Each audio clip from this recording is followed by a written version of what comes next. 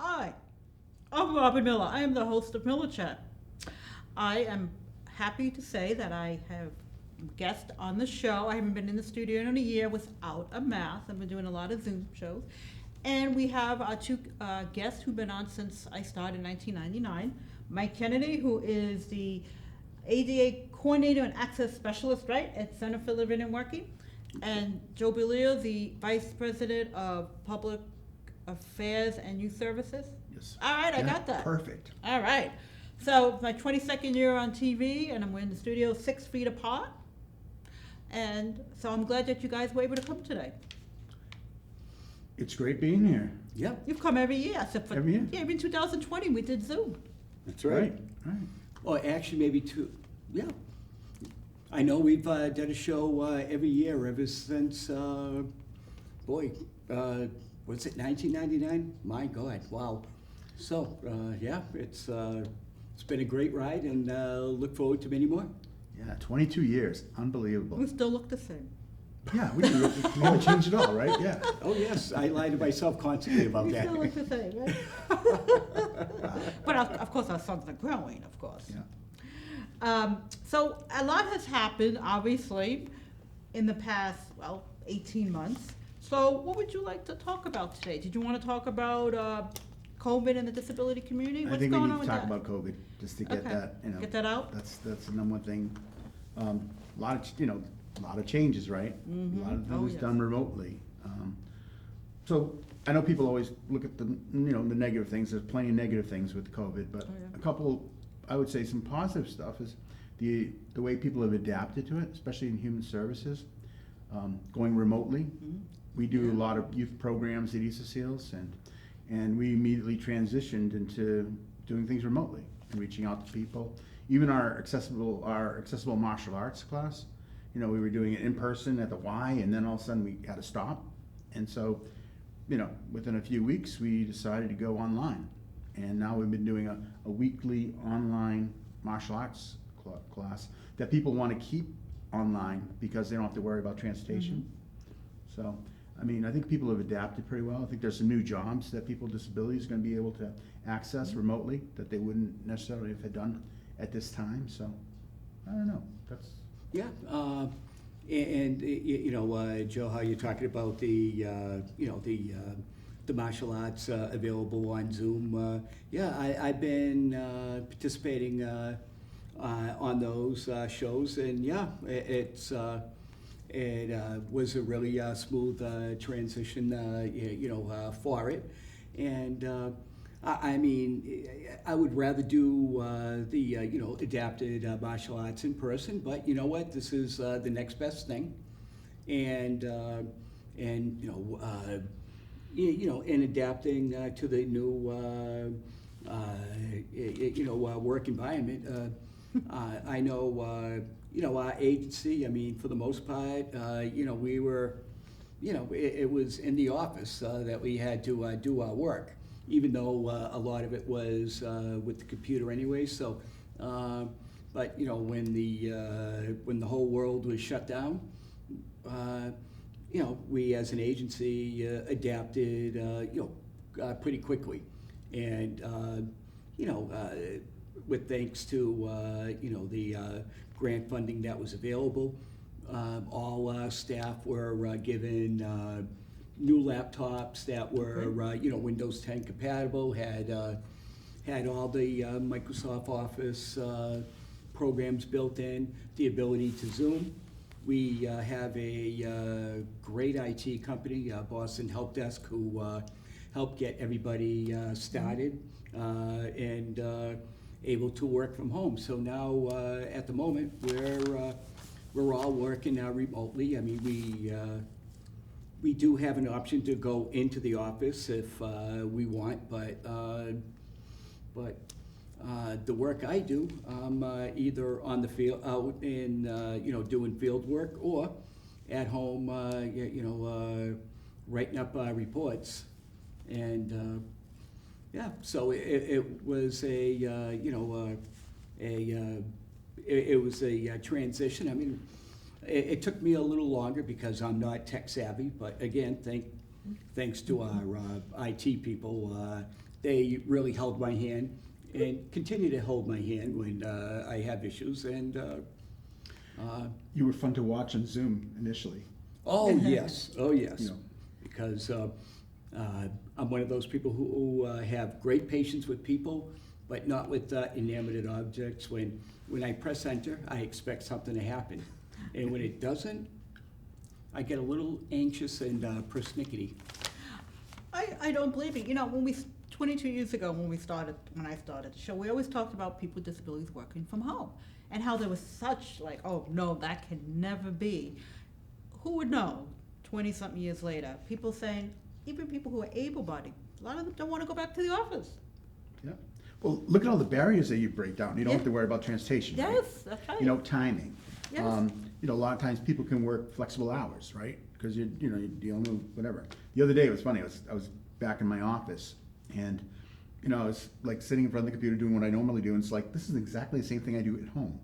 Not this, some interactions here and there, but basically it's what I do at home, and now online and things. So, yeah. But I think it's opening new doors, Yeah. and hopefully, with assistive technology mixed in there, with more of an acceptance from employers for people being able to work with more flexible hours and whatever. I think it's leveling the playing field a bit for folks with disabilities that want to go back to work. Absolutely. And hopefully we'll see some of the vocational rehab, agencies kind of like get ready to get more involved and to really pick up on this whole new economy, if you will. Yeah, and the other thing is it's a double-edged sword, but the positive is this morning, Joe and I were in a meeting, and we were talking to people in Boston, Jamaica Plain, and it was a little, maybe an hour and 15-minute meeting. I mean, it would have taken an hour and 15 minutes on a good day just to drive into Boston. Oh, God. And on that meeting, I was there for a half hour because I had to Yep. jump to a leadership meeting, which I would never have gone to that meeting. No. Right. Because there's no way I would spend that much time to travel Right. and then miss, a senior management meeting at East Seal. So, yeah, so I like, the flexibility. It's really, And this is what my people have been saying with disabilities. We can be productive. oh, absolutely. Yep. Now, the flip side of that is because Zoom or virtual meetings are so easy, I've noticed that I've had to attend a lot more meetings. Yes. So I refer to it as, I'll just call it the Zoom burn, because after a day of, say 4 or 5 meetings in one day, even though it's Zoom, it's still a lot of meetings, and especially if you take notes and have to account for your time. So that can be that's the drawback. But you know what? Those drawbacks are a lot easier than sitting in traffic because a tractor trailer truck got stuck under a bridge, or someone's on the side of the road changing a tire. Anything that happens, anything that can happen when you commute. Right. That's true. And look what else also happened. Free transportation. Is it still up to the end of the year? It's up to December 31st. That's I believe. correct. Yeah. See, people with disabilities and elderly have been advocating this for how long? and boom, COVID came. Not saying anybody wanted COVID, but it's amazing how you can now get on for free, right? Yep, public Yep. transportation right now is free, or no cost. But Well, at least in the Worcester Regional Transit Authority. true. I believe other RTAs and the MBTA are back to fees. I might be wrong. I think you're right. But yeah, it initially went free because of the COVID precautions. Yeah. Because of exchanging money with the driver. Oh, yeah. Now, in fact, I actually took paratransit here today, and like I say, the driver's wearing a mask, I'm wearing a mask, and there's like plexiglass. Plexiglass everywhere around the driver. So it's so yeah. If I knew COVID was coming, I would have definitely invested heavily into the plexiglass business. I would imagine their shares must have skyrocketed. 3D printing. What's that? 3D printing machines. Yep. So it's crazy that way. And since you guys advocate for transportation, has it become easier to do in terms of access? So, just on the transportation, we've been involved with the Transportation Advocacy Coalitions with the group, and there's also Zero Fare group that we're involved with as well. But we basically been pushing for more, having more people with disabilities and elders in the transportation planning process. Like, for example, Mike is on the WRTA advisory board, which is great, to be able to give input into different decisions and things like that. We've also been advocating for more on-demand, accessible, available, affordable, on-demand transportation. Good. And what's interesting is that in Shrewsbury right now, you have Via shuttle there that you can actually call and access. And I think it's in certain geographic areas in Shrewsbury and then in Yep. Westboro. And so I'm really excited about that. I think that's the future. I'm hoping Worcester kind of copies that, because having the ability to be able to call and to have transportation within a reasonable time, even if you have to wait a little bit longer than an Uber or Lyft or whatever, at least there's some accessible transportation that's affordable that's out there. And so that's something that we're looking toward, is to make sure that we have more information about it, the data, how many folks are getting picked up and how it's working out, and hopefully we can do something like that in Worcester. Recently, we just got Worcester has some accessible taxi cabs, not Worcester, Yellow Cab. I saw that. Yeah, has now Yes, 3 of them. 3 of them. And did they have to add 3 minutes? Because people don't know Worcester has medallions on the cabs. So 2 are medallions two medallions in the past were assigned to accessible vans, Right. Taxis, and so they were given out to whoever would comply with that. And different people had them. Now Yellow Cab has them, and I'm very grateful for Yellow Cab. Finally. For they didn't have to do it. They went out and they got wheelchair accessible vehicles, and so they have 2 of those medallions. And then they have 1 other vehicle that I'm not sure how that's working out. But right now they're picking people up. I see them in Shrewsbury. Yeah, and it's okay, wonderful. And so it's, I encourage people to utilize that service. Yeah, absolutely. It's very excited about that, because when the 2 accessible taxis were under Red Cab, that it was just a joke, because typically the accessible taxi or 2, if both were running, when the person finished their shift, they would take the cab home with them. So 24/7, no. Yeah. So what's the point if it's not going to be available 24/7, why bother? You're better off just scheduling a ride with, WRTA, to save money. But, and WRTA is good. I have no qualms with them, but, their only drawback is that you have to call 24 Oh. hours in advance. Hopefully that would change in the future. Yeah, that's just the nature of the beast. And it runs certain hours. And it runs certain hours. So they just recently expanded for their most used routes that are concentrated in the downtown Worcester Business District area. So we're talking, say Worcester's Theater District. We're Oh, yeah. talking Canal District, probably, if not Shrewsbury Street, parts of Shrewsbury Street. So, that's pretty much where it all happens anyways.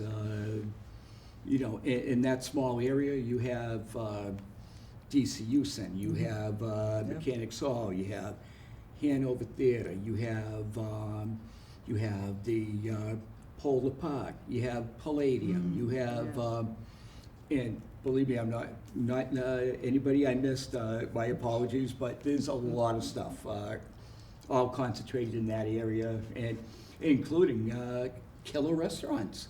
They have some really, I heard they have some really, and breweries. Oh, Oh, yeah. oh yes, You breweries too. forgot that?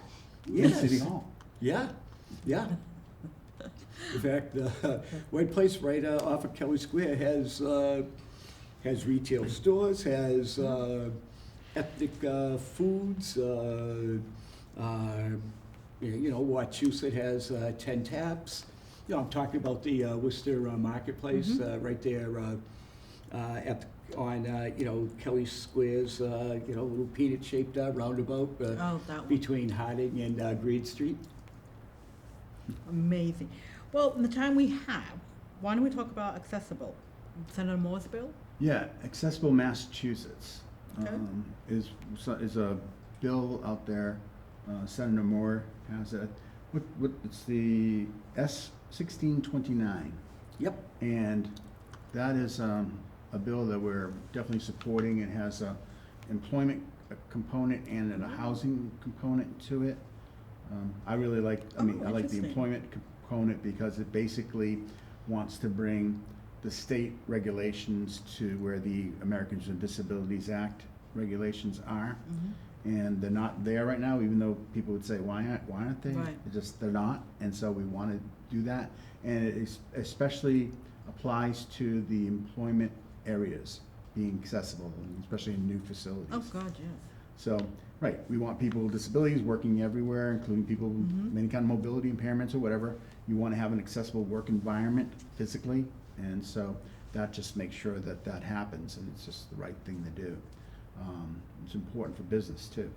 And then housing, Mike, Yeah. maybe. Well, and just with the, and what the issue is at the moment is that the ADA, right from 1991, when it was actually enacted, it was signed in 1990, but it it went into effect in 91. The ADA always had jurisdiction in employee areas, but the 521 CMR, which is the state access code, I don't know when it was, either the last time the Massachusetts codes were updated was 2006. Maybe it was 2002 or 1998, but somewhere their jurisdiction in employee areas all of a sudden disappeared. Whether it happened on purpose, I don't know, because I wasn't there. So what that means is all, if there's an access issue at a building, and someone files a complaint, they can just say, oh, well, this portion of the building is for employees only. Yeah, that's And true. and it's just, we know that's, just short-sighted and, discriminatory. And, so this bill would address that. Can you mention what the housing is? think you have better knowledge. Yes, than currently, just say from scratch, you're building a brand-new housing complex. 100 units. 5% have to be full-blown accessible. Okay. Okay, you can, roll right into the apartment, you can roll under the sink, you have, grab bars in, the bathroom, you can wheel under the stove. And the other 95% need to be adaptable. Adaptable means that you can make you can make an apartment more wheelchair friendly, without having to call a contractor. Someone that a handy person could, do the renovations necessary. Example, bathrooms. Have the backing on the walls by the toilet, by the shower, so if you need to install grab bars, you can. Because you know what? You don't install grab bars in drywall, all right? You can, but not a good idea. Another idea, sink vanities. You can,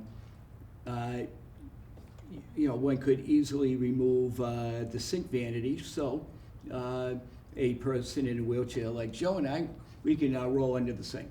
Be safe. Yep. So that is, the short definition. But for some crazy reason, there's a loophole in there saying that building conversions and in this Blackstone Valley area and Worcester, maybe even Shrewsbury to some extent, these old schoolhouses and factory buildings Oh, get gutted and converted into housing. yes, that's true. They're exempt from that 95% adaptability. Right. Makes no sense. Exactly. Well, big real estate says, oh, it's expensive. But, contractors, who are willing to, talk to you would go, no, it's minimal, what you have to do ahead of time. Like putting an extra, wood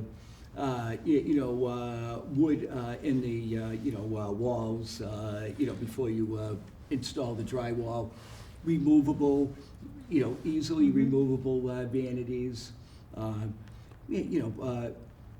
Put in 36-inch doors ahead of time. A 36-inch door is pretty much standard now. Yeah. Just stuff like that. So, so it's what it does. It just would create more accessible housing for people. I mean, we won't even go into the lack of affordable housing, but the other piece is someone can age in place. You're at this either apartment, condo, house that you absolutely love and don't want to leave, but you have a catastrophic situation happen, and now your mobility is affected. You could easily make it so you could still stay in your house, stay in your dwelling unit. On that, in Shrewsbury, I've noticed people with private homes that are not adoptable because they were made in 1970, they're starting to have portable ramps Oh, yeah. People aging in place. Yeah, Or they have an injury. yeah. About time. Oh, yeah. I know, my house in Millbury, I see me staying there, forever, because, I don't know. Nice thing about a house is it's a great place to store your stuff. I have a lot of stuff. And no way I would be able to store my stuff in a, 600 square foot apartment. Right. And finding a first floor type of like a ranch like you have and I have. Right, I right. mean, they're not easy to find these days. No. And so, yeah, people want ranches. They want that accessible first floor. Mm-hmm. And I think it's important. And just to let, on that, and again, on the bill, if somebody has an issue with it or concerning like financial hardship, Yep. then there's options too. You can get a variance, you can do Well, this and that, so. Yeah. So it's just really, to me, it makes sense. It's thinking down the road. More people are living longer. Yep. Mobility, disabilities come about. A lot of people have different types of things. And, planning ahead, having that ability to adapt is so crucial. Yeah, and right, we're not short-sighted when I say we. I'm talking about the disability community and advocates. I mean, it's we know no two buildings are alike. Yeah. Maybe not all 95% can be made adaptable for whatever reason. But you know what? 80% of them, why not? I mean, come on. Especially some of the buildings that get repurposed are pretty funky designs. Mm-hmm. But you know what? A lot of those old factory buildings are just rock solid, and they're beautiful. I mean, my God. Look at all the factory conversions that are mixed use right now. I've seen them. With the exposed wood beams and the hardwood floors. I mean, it is. I know. I just marvel at it. I mean, I think doing all the access work that I've been doing, I found myself really finding architecture to be, like an art form. It is an art. I just, I You dig like it. the new Bob Vila? Yeah, but with, no mechanical, ability whatsoever. Mike's Or old maybe house some. or something like that, right? Yeah. It is Yeah. gonna come to that. Yeah. 22 years we talked about transportation, right, housing, employment, and then it took COVID. Yeah. I mean, nobody asked for it, and boom. I'm not saying it was meant to happen, but something had to happen, as they say. Something has to happen in history to make attitude changes sometimes. Something. I mean, yes, it was tragic. Yeah, we lost people from this. Oh, yeah. It was tragic. Oh, yeah. And why that had to happen for this, that's an ongoing question. Yep. The philosophers will ask, why do you need this for this to happen? But a lot of stuff everybody's been arguing about in the community has been helpful, Yeah. has been Yeah. lending about. Yeah. One thing I do want to add, yes, the ability to work at home is a great option. I love it personally. The only concern I have is that there might be some out there going, oh, well, why are we making a big deal of, making workplaces accessible? Hey, you can just work from home. It's like, well, That's the point. not all the jobs out there you can work from home. And there are parts of working at the office that I know I miss. I mean, I miss the camaraderie. I have a lot of friends from, work. Anywhere I've ever worked, I, had a lot of friends and loved hanging out. We have to wrap up, so Yep. 30 seconds. So just say how people can contact you. Sure. My phone number for Center for Living and Working is 508-755-1401. Thank you. And mine at Easter Seals is 508-751-6340. All right, well, today was another episode of Miller Chat in studio without masks. And I thank my guests today, Mike Kennedy from Center for Limited Working and Joe Belier from Easter Seals. Thank you. Thank you, Robin. All right, thank you. 22 years strong. Wow.